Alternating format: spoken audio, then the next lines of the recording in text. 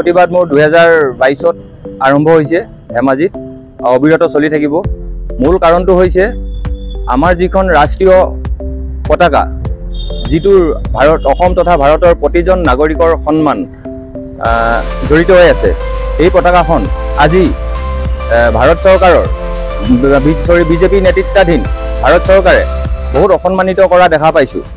গতিকেলৈ মোৰ এই প্ৰতিবাদী কাৰ্যসূচী চলি থাকিব আৰু জনগণক, অসম তথা ভাৰতৰ প্ৰতিজন জনগণক শিৰত লৈ ওলাইছোঁ মোৰ এই অবিৰত বিপ্লৱী কাৰ্যসূচী।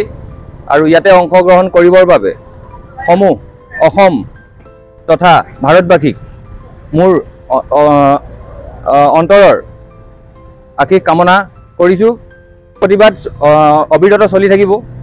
যিদিন বন্ধ নকৰিব ভাৰত চৰকাৰে সেইদিন মোৰ প্ৰতিবাদ চলি থাকিব। আৰু মোৰ কথাটো কি, 1947 পৰা 2024লৈকে যিকেইজন ব্যক্তিয়ে এই আমাৰ ৰাষ্ট্ৰীয় সন্মানক বিকৃত ৰূপ দিছিলে, তেখেতলোকৰ ওপৰত আইনগত ব্যৱস্থা ল'বৰ বাবে মই ৰাষ্ট্ৰপতি মহোদয়ৰ ওচৰত সদৌ অসম তথা ভাৰতবাসী হৈ প্ৰণাম সহায় ভিক্ষা মাগিছোঁ।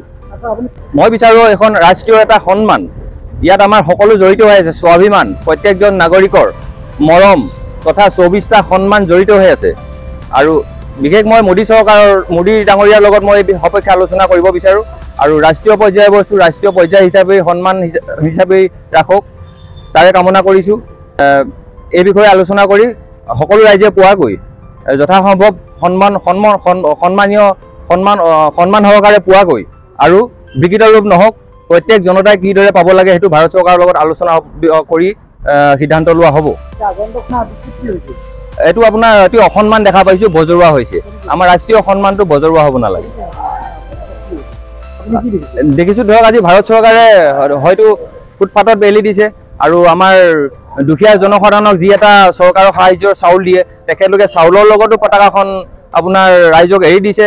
ফলত 10 টকা দিব লাগিব, তেনেকুৱা এটা চৰ্ত বান্ধি দিছে। সেইটো নহওক। মোৰ ইয়াৰ পৰাই মোৰ অবিৰত বিপ্লৱী সংগ্ৰামী কাৰ্যসূচী আৰম্ভ হৈছে। হয়, আমাৰ ধেমাজি কোৰ্টৰ কাষৰ এয়া মৈদানৰ ওচৰৰ পৰাই। এইখন কাছাৰী মৈদান হয়, মহাত্মা গান্ধী আছে ইয়াতে। আৰু আপোনাৰ এইখনেই হ'ল আমাৰ চৰকাৰী কাছাৰী মৈদান ধেমাজিৰ।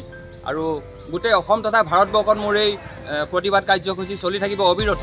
গতিকেলৈ মোৰ এই সংগ্ৰামী কাৰ্যসূচীত, বিপ্লৱী কাৰ্যসূচীত সকলো অসম তথা ভাৰতৰ প্ৰতিজন নাগৰিকৰ সহায় সহযোগিতা কামনা কৰিলোঁ। ভাৰত মাতা কি জয়, জয় হিন্দ, জয় আই অসম।